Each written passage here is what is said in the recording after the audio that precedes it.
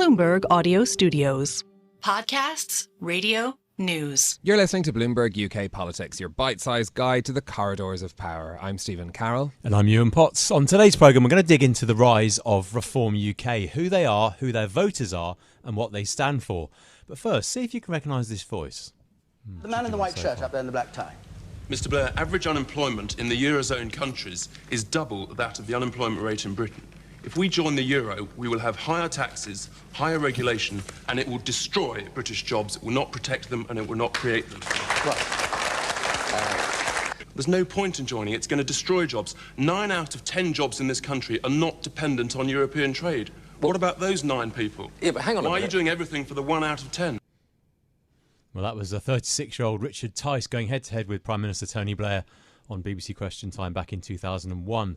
Tice, of course, went on to become leader of Reform UK, which by the look of the polls is cutting through rather better than its predecessor party UKIP ever did during those Blair years. I was struck by the line, "Why are you doing everything for the 1 in 10?" It's very much like the rhetoric used by party leader Nigel Farage in Reform's messaging today. And the polls suggest it's a popular message, with one poll from YouGov putting the party ahead of the Tories. Yeah, it's interesting to think about why this rise in popularity has come now for Reform UK as well. The movement has, under a raft of different names, leaders and brands, been around in the UK for quite some time. Go back, to UKIP or the Brexit Party during that period as well. Bloomberg's poll of polls, though, putting Reform UK's popularity at an all-time high, even though it's worth pointing out their electoral success is marginal. They only won 2 council seats in the most recent local elections. In the previous incarnation of UKIP, only managed to get 1 MP elected once. So if we look at the policies that are in their so-called contract yesterday, they promised income and corporation tax cuts, to leave the European Convention on Human Rights, scrap net zero climate commitments and grant tax relief on private school fees. Quite the wish list.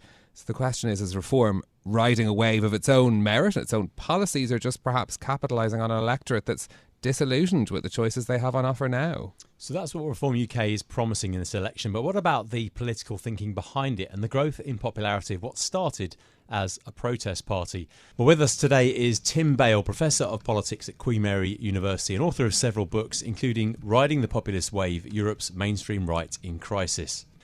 Now, Tim, according to Bloomberg's poll of polls, some 13 or 14% of voters are currently planning to plump for Reform. Who are they and what do they look like? Well, they are essentially the successor party, first to UKIP and then to the Brexit Party. They were formed because Nigel Farage essentially got fed up with UKIP and decided to go out on his own. The Brexit Party was there to do a particular job. But Farage and indeed Richard Tice felt that there was more to do, that the government hadn't done Brexit properly, and that it wasn't taking people's continuing concerns about immigration as seriously as it should. It wasn't fighting woke as much as they thought any government should be, and it was too keen on net zero. So putting all those two things together and feeling that there was, if you like, a gap in the market, they created Reform UK. And what do we know about the people who are planning to vote for them? Because they're not really a homogenous bunch, are they? No, they are spread quite widely across the country, which is in some ways a bit of a problem for Reform UK, because in order to win seats, you need very concentrated support. However, they are perhaps a little more concentrated in Leave voting areas, which is why, for example, Nigel Farage has decided to stand in Clacton and why they think they might have a chance in places like Yarmouth and Hartlepool. Their electorate is actually fairly recognisable if anyone harks back to UKIP or indeed the Brexit Party. Generally speaking, they tend to be older. They tend to be more male than female. They tend to have left school early. So we're talking about people who left school at 16, really, nowadays. In terms of their social attitudes, they're pretty socially conservative. They believe very much in kind of law and order. They see themselves as very patriotic. They are, to a degree, nostalgic as well for a Britain that some would argue never was. And they are certainly very worried about the cultural changes that have gone on in this country, due, in their view anyway, to mass migration. Is this a classic populist playbook that we see Reform UK taking on now in its current form? Because, I mean, populist movements have had some success electorally in other parts of Europe. Yeah, I think it's really important actually to draw a parallel with those parties in Europe. I think we're very disinclined in the UK to think that any party that gets the kind of vote that, say, UKIP got, or the Brexit Party in the last European elections got, or indeed Reform UK look like they're going to get, we're very disinclined to label them as far right. But actually, they have a lot in common with parties like Rassemblement National in France, with the Fratelli in Italy, and various other populist parties around Europe. They're not extreme right in the sense that they don't come from some sort of neo-Nazi underground. They're not really associated with any kind of violence, even though, some of their opponents sometimes refer to them as the BNP in blazers. But they are classically populist in the sense that they counterpose the people, who, supposedly virtuous, have all sorts of common sense ideas, against the elite, which apparently looks down upon the people and continually betrays them. And it's that which is the kind of essence of populism. And then you throw in their kind of anti-immigration stance, their anti-woke stance, their anti-net zero stance, and top that off with a bit of Islamophobia and, quite frankly, xenophobia sometimes. And you've got the kind of classic populist radical right party.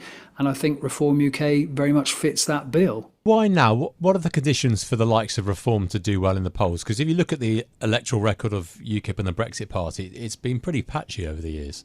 Yeah, patchy, but, pretty impressive in some cases. I mean, in 2015, UKIP got 4 million votes, even though it didn't do it much good in terms of seats. And of course, in the European Parliament elections in 2019, before Boris Johnson became leader of the Tories, they got 30% in that European election, and the Tories came, I think, fifth. I mean, why now? I think it's got a lot to do with the Conservatives' failure to honour the promises made in that Brexit referendum to control our borders.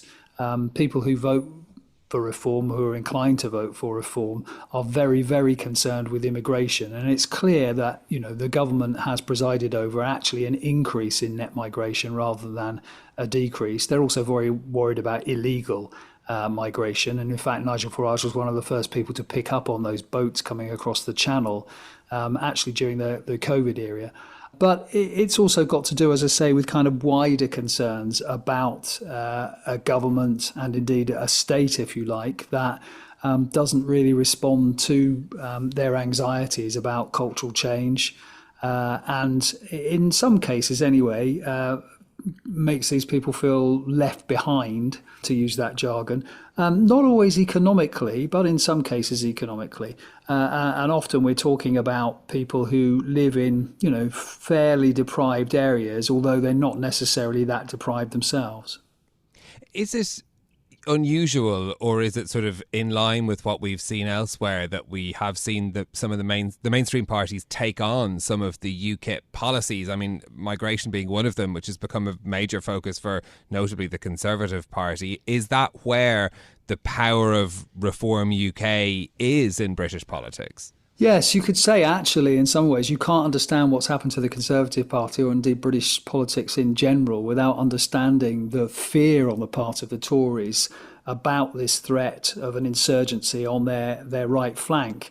That was what, in part anyway, pushed David Cameron to declaring a referendum on our membership of the European Union. And it's certainly been an influence in encouraging the Conservatives to talk about, if not necessarily always to deliver, control on migration. And there's an interesting point here in terms of what mainstream Conservative parties and Christian Democratic parties and indeed market liberal parties do in the face of this threat. Do they try and, if you like, sort of squeeze down the issue space between them by adopting some of their rhetoric and some of their policies in the hope that, they can convince voters that they do care about those issues? Or, do they stand out against them and actually try and either, fight them quite explicitly, or at least try and deflect voters' interests onto other matters, principally the economy and public services? I'm afraid that many centre-right parties in Europe, just as the Conservatives have done, have tended to go for that first option, which actually in the end has proved to be counterproductive, because all you do by talking a lot about migration, by talking a lot about cultural change, anti-woke, etc., you simply increase the salience of the issues on which those populist radical right parties actually do quite well. So in some senses, you're kind of cutting off your nose to spite your face. The electoral system is obviously very unforgiving of smaller parties. What would it mean for Reform UK if Nigel Farage finally got into Parliament? I mean, I think it would be actually the catalyst for quite a profound change on the right of British politics. You can already see people like Suella Braverman, Priti Patel and some others within the Conservative Party, and these are people who are likely to survive what looks like a landslide defeat, talking about uniting the right, talking about the fact that they can't see much difference between their policies and Nigel Farage's. And therefore, I think there's a pretty good chance that he might be invited into the Conservative Party at some stage. I don't think there's much chance of him entering the Conservative Party and winning the leadership contest, which will presumably take place after this election to replace Rishi Sunak. But I think it's perfectly possible to see him perhaps being invited into the Conservative Party after that. And then, should that leader fail to make much progress against a Labour government, if we have a Labour government, Nigel Farage standing for the Conservative Party leadership and winning it. Because if you look at polling of Conservative Party members, in as much as we have any, and we're going to go into the field after the election and do some, they are very keen on Nigel Farage. And since the Tory grassroots have the final say in any leadership contest, I think he'd stand a pretty good chance. Yeah, very interesting times to be watching then. Tim Bale, thank you very much. Professor of Politics at Queen Mary University, helping us understand what's driven the rise of the popularity in Reform UK and perhaps where we should be watching for where the party goes after this election as well. That's it from us for today. If you like the programme, don't forget to subscribe, give it 5 stars so that other people can find it on Apple Podcasts, Spotify or wherever you listen. This episode was produced by Tiwa Adebayo and our audio engineer was Sean Gostamakia. I'm Yuan Potts. And I'm Stephen Carroll. We'll be back with more tomorrow. This is Bloomberg. Bloomberg UK Politics. Listen weekdays at noon on DAB Digital Radio in London.